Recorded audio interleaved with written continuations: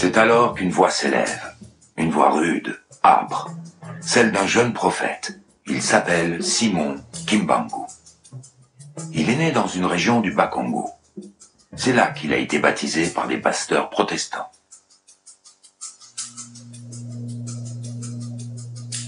Un soir, Kimbangu est plongé en plein sommeil. Il fait un songe troublant. Un étranger vient le voir et lui demande de prêcher la parole de Dieu auprès des siens.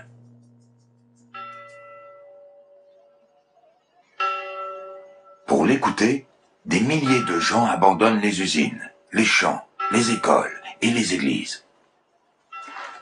Mes frères, aujourd'hui, les Blancs nous font souffrir. Ils nous persécutent. Mais nous ne devons pas les haïr. Nous devons les aimer comme le Seigneur nous l'a enseigné. Il faut tenir bon, mes frères. Le Seigneur ne nous abandonnera jamais.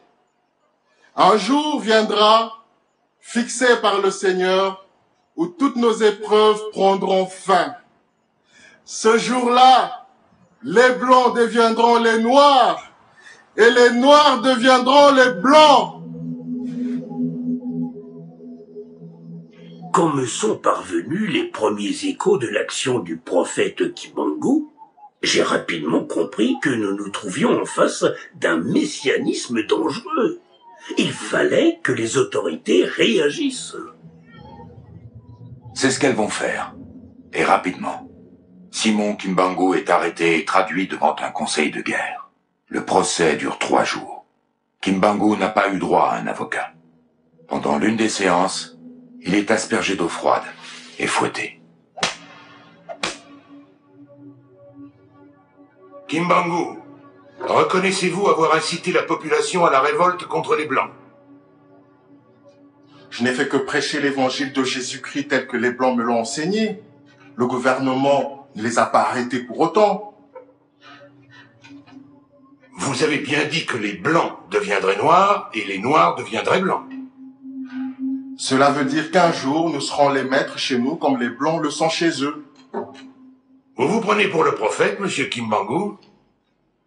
Jésus-Christ est le prophète. Je n'ai fait que recevoir la mission de proclamer la nouvelle du salut éternel. Pourquoi les Blancs, qui ont leur Dieu, leur Bible et leurs prophètes, interdisent-ils aux Noirs d'avoir les leurs? Simon Kimbangu est condamné à mort, mais le roi Albert lui accorde la grâce.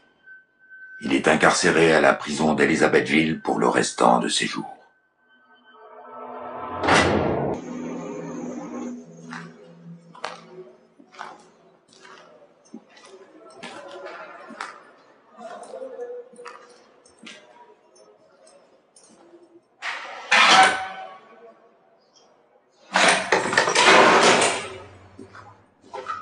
Pourquoi êtes-vous venu? Pour m'entendre en confession? Non, je suis venu pour comprendre. Comprendre pourquoi un prophète est en prison? Pourquoi vous obstinez-vous? Vous allez bientôt mourir.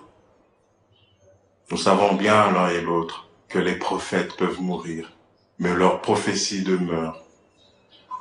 Alors, souvenez-vous de celle-ci, les Blancs deviendront noirs et les noirs deviendront blancs.